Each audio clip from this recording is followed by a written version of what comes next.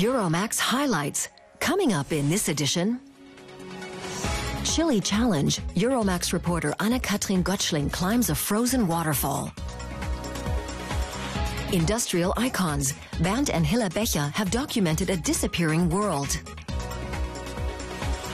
Coachhouse conversion. A designer couple from Bristol, England invite us into their dream home. Euromaxx highlights. And here's your host, Robin Merrill. And a very warm welcome from Berlin. We begin with one of the society events of the year here in Europe, the Vienna State Opera Ball. 4,600 guests from all over the world cram this elegant building every year, from the lowliest debutante to Hollywood stars. But this year, the centre of attention was the outgoing director of the Opera House, Ioan Holender. He's preserved the ball's reputation as a must for the European elite.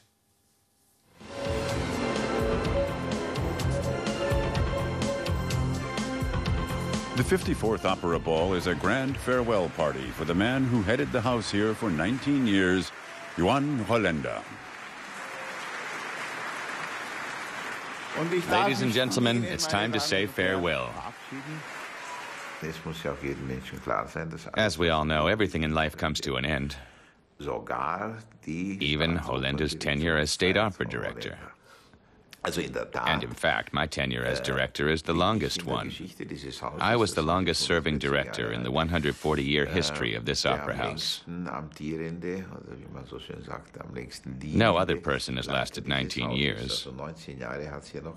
Or shall we say, the Austrians haven't put up with anyone else for 19 years. The stage is set for a glamorous entrance.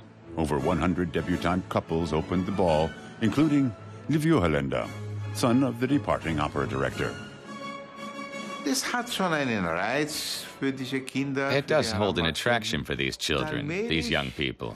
And gradually they start to believe the tabloids and their silly stories about insignificant people. And they start to believe even they are more important than everyone else. But his appearance in the limelight doesn't seem to have gone to Ioan's head. It was my choice. I didn't really see it as a farewell gift, but as something extra for the final ball. My sister is also appearing, and my father is making a small appearance, so it's like a family appearance at the Opera Ball.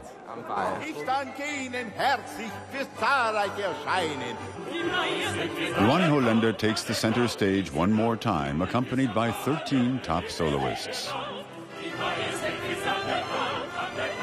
The Vienna Opera Ball traditionally features performances by renowned opera stars. I tried to turn the ball in the opera into an opera ball, and to integrate the artists and staff of the house. The high society event also attracts high glamour stars like English top model Katie Price. And the guest list again features Austrian construction mogul Richard Lugner, who invites celebrities to watch the proceedings from his box every year. One thing tops the next, and it's gotten bigger and bigger every year. A popular highlight of the ball, the midnight quadrille. After his final obligatory appearance at the tradition-laden event, Ioan Holender says next year will be a more relaxing one for him. I can assure you I won't attend the opera ball of my own accord. And this Austrian construction king, who always gets such a big reception in Vienna, once he even invited Sophia Loren, and she actually did attend. If he would pay me half what he paid Sophia Loren back then I would attend.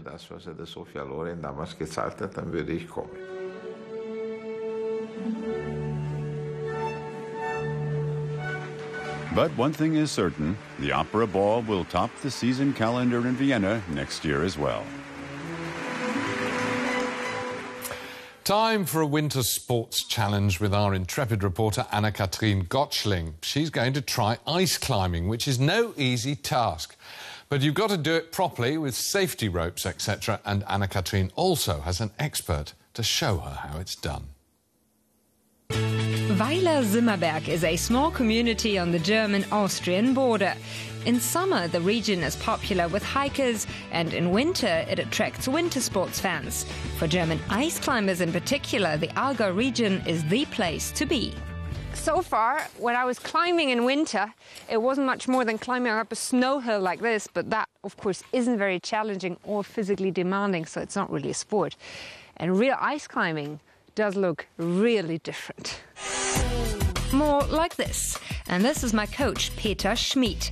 He's been climbing since he was a child, but today he's agreed to give me an introduction to the secrets of ice climbing. When you compare ice climbing with rock climbing, what's so fascinating about ice climbing?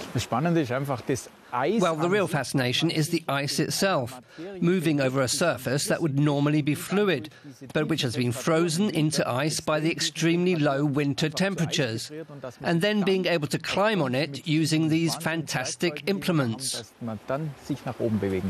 And what are the three most important things about ice climbing? The ice must be really solid. The right equipment, the right skills. Well, I certainly don't have the skills yet, but at least I look the part. I have the clampons on my boots, I have my helmet and a good ice pick. Ice climbing can be very dangerous, so the first thing my coach does is test the ice. Here we have excellent compact ice. It's really like glass, perfect, just as it should be. Unlike the dark ice there. In these conditions, the clampons have no problem gripping. Only the metal tips are in the ice. But they still manage to support my full weight. Get the spikes right in. That's good. This climb is not too steep and perfect for a beginner.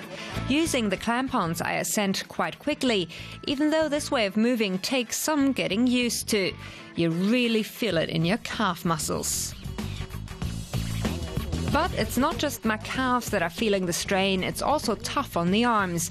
In order to pull yourself up, you have to get them right into the ice. And getting the ice pick in right is not so easy. After managing the ice wall, it's time for a bigger challenge. I'm ready now to tackle the frozen waterfall further down the valley. Originally, ice climbing was just another discipline of mountaineering, but for around 10 years now it has been a separate sport with its own world championship. Ice climbing is only possible if the temperature has remained well under zero for a number of days. Otherwise, the ice can begin to melt, leaving hollows under the surface. But when it gets too cold, that can also be dangerous, as the ice may become brittle. Despite the perfect ice climbing conditions today, I don't quite manage to get to the top of the waterfall. So how did I do? Am I a natural talent? Can I build on today, or am I just wasting my time? Not at all. That was great. Super. You saw how it was done. At first you were a bit hesitant, but then you were really good. Ice climbing is really tough. My arms are hurting and my legs are hurting, and I was getting so warm climbing that I couldn't really feel the cold ice anymore. But it was so great climbing up this frozen waterfall that I do think that I will go ice climbing again. But maybe I'll wait until my poor muscles stop aching. Staggering a bit there, no wonder. Now, it's not often that a whole region becomes European capital of culture, but this year the Ruhr district in Western Germany has been honoured in this way. Once the industrial heartland of this country, most of the huge steelworks and coal mines are rusting away nowadays. Indeed, many are now being used as interesting exhibition space for cultural events. And for nearly 50 years, this industrial landscape has been documented by the photographers Bernd and Hilla Becher.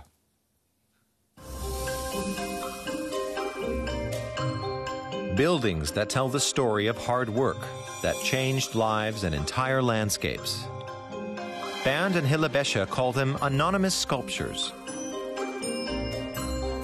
Hilla Becher and her husband Bernd, who died in 2007, made an international name for themselves as photographers. In the 1960s, they began capturing images of industrial sites, neglected motifs at the time. Man steigt ein und man kommt nicht wieder raus. You get into it and you never come back out. You just keep going. Of course, it's a totally fascinating motif. Back then, no one was paying any attention to it. And it was a lot of fun to plunge into it. It's completely different from any other kind of landscape. The Bechers photographed countless mines and smelters in the Ruhr Valley, as well as in Britain, France, and the United States.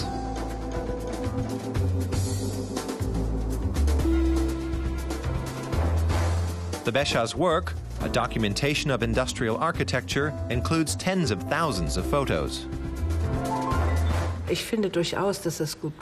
I definitely regard them as sculptures. There is such variety of form and such interesting design, although the design is not consciously aesthetic.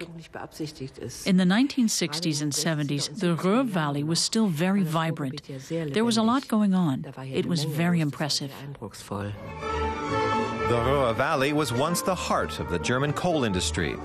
The region had hundreds of mines. Today, almost all the collieries have been closed. Many of the buildings the Bechers photographed have been torn down. We were always sad when we returned to a place where we had spent a lot of time and we couldn't recognize anything anymore. Or we couldn't even find the town anymore because the prominent buildings were all gone.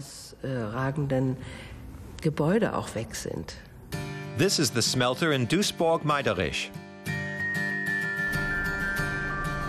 One of the few remaining industrial facilities, today it is under a monument protection order. Bernd and Hilla Becher often photographed the old blast furnaces at the steelworks.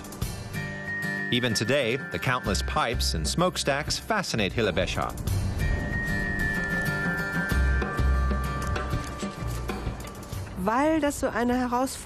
It's such a challenge. They're so chaotic. Early on, I said to Bernd, let's drop this field. It's too chaotic. We'll never get any order into it. But over time, you learn how everything is connected. And then all of a sudden, it's very simple. The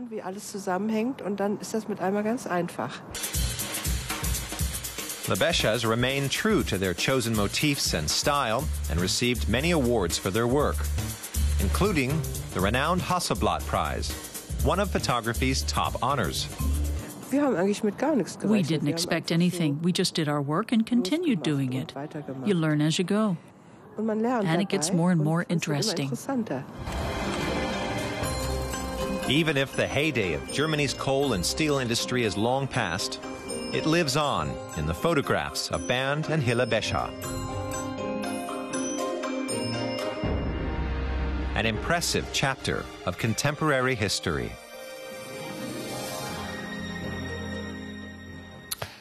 To the French capital now, where there is no grander place to dine than in the Elysée Palace at the invitation of the President. State banquets there are the stuff of legend.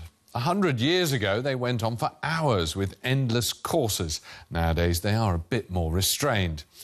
An exhibition in Paris celebrates over 100 years of Elysée elegance.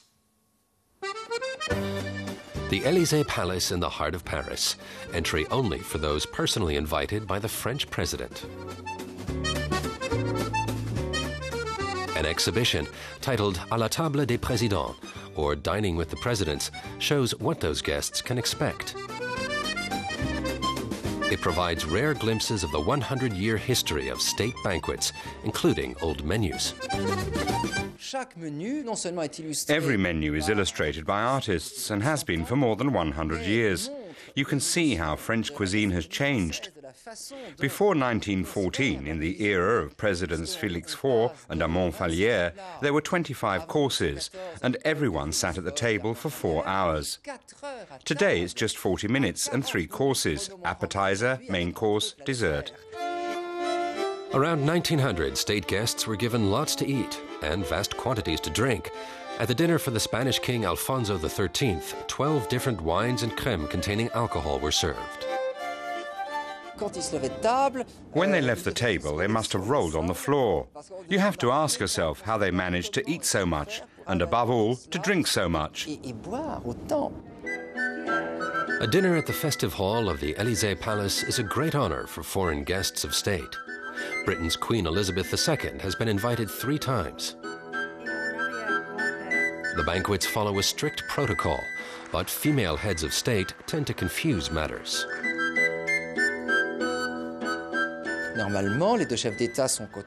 Normally, the 2 heads of state sit on one side and their wives on the other. But you can't really seat Prince Philip on the ladies' side.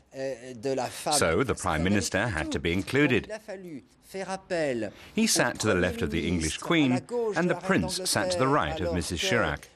It was quite a challenge for protocol, and the situation had a funny side.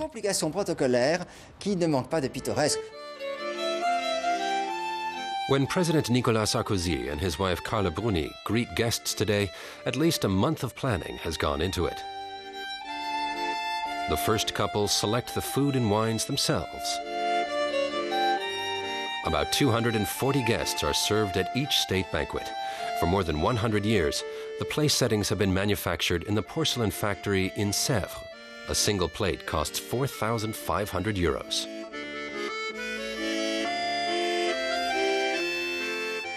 Menus on silk and worth up to 15,000 euros each. When U.S. President Jimmy Carter was invited in 1978, the menus were little works of art designed by the world-famous painter Marc Chagall.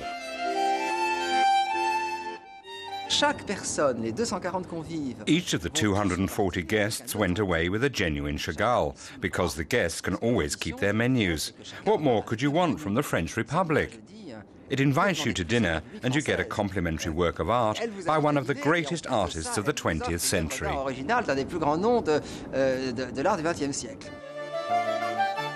The menus are as varied as the guests who've dined in the Elysée.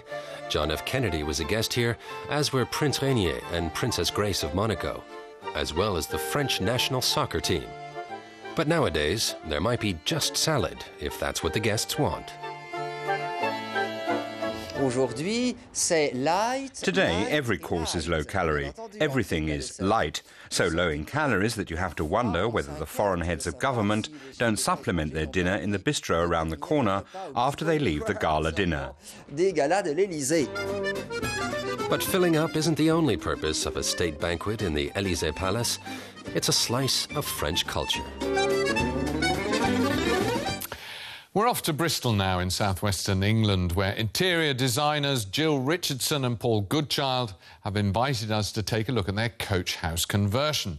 The narrow, high building presented them with a number of challenges, but the couple's expertise with joinery and theatre design helped them find interesting solutions.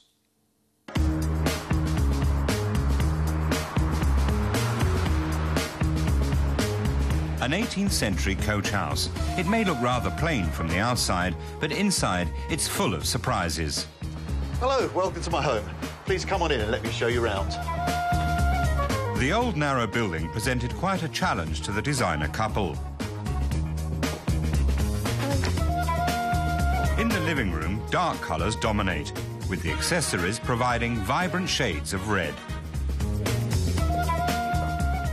We were limited and contained by the narrowness, some of the darker rooms, some of the smaller rooms, but we wanted to, rather than ignore that, go with that, play with that. What we have managed to do is to go with that and take advantage of the small rooms by having a whole different range of rooms with different styles, different feelings, but at the same time all united together.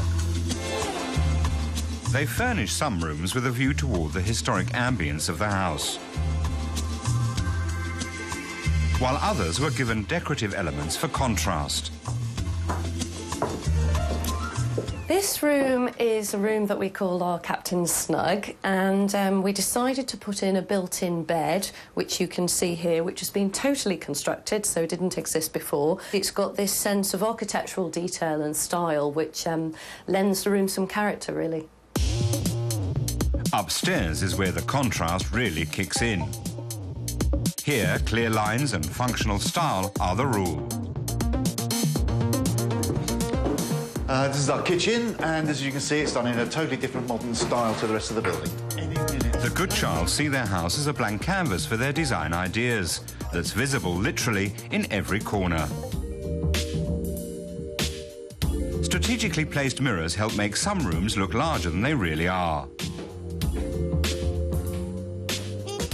In the contemporary style bedroom, shimmering fabrics provide a classy note.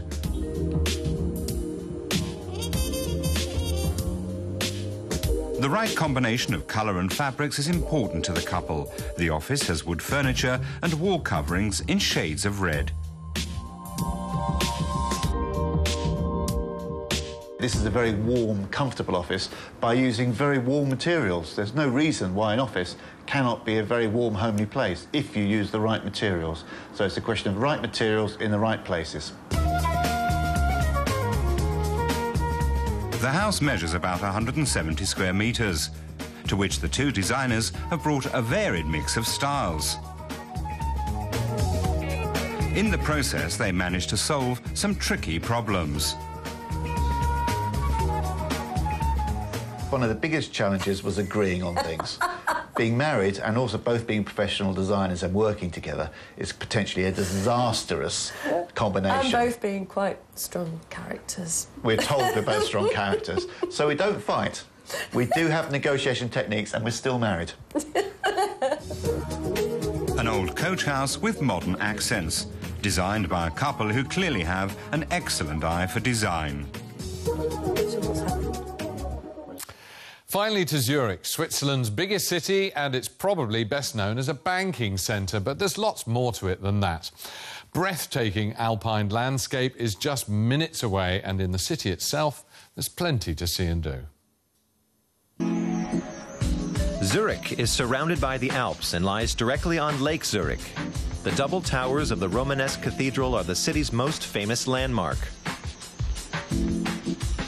Its oldest square, the Lindenhof, lies at an elevation of 400 meters above the city.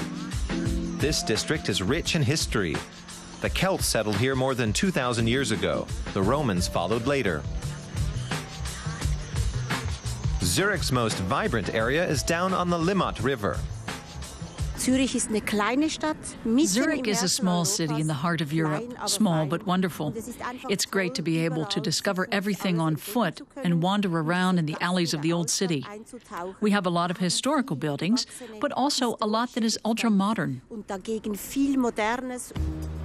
We take the city's most modern ferry across Lake Zurich. The Swiss say the lake is guaranteed to make people happy. So a cruise is the perfect introduction to the city. After our tour by water, we plunge into the old city's alleyways. Zurich became economically independent in the Middle Ages by trading in silk. The demand for quality art and craftsmanship has remained. Marc Deron at the Loco d'Oro Jewelers uses traditional methods to create beautiful adornments. Deron used to be a chef. Today, goldsmithing is his passion.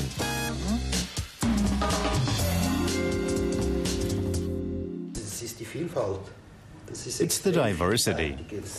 There are so many different materials, and really, you're never finished. There's always something new to try out, and that's wonderful. It's something very special to create designs and make things that give people pleasure. The district, Zurich West, is a vibrant center for creative young artists. It also has unusual stores like the Freitag shop. The company sells bags made out of waterproof tarps from trucks. In the evening, the stylish restaurant La Salle, housed in a former shipbuilding factory, serves its guests international dishes like sea bass or beef in red wine sauce. Our philosophy is that we want to be a place of encounter. Going out is always about culture, exchange, relaxation, fascination. Eating and drinking in a lovely ambiance always makes people feel better and that they're part of a community. Right next door is Moods, a club founded in 1992. It stages more than 230 concerts a year. Many people in Zurich come here to wind down and cap off the day. If you want to see some of those reports again or others from Euromaxx, you'll find them on YouTube. Just type in Deutsche Welle English and the choice is yours. For now, though, bye-bye.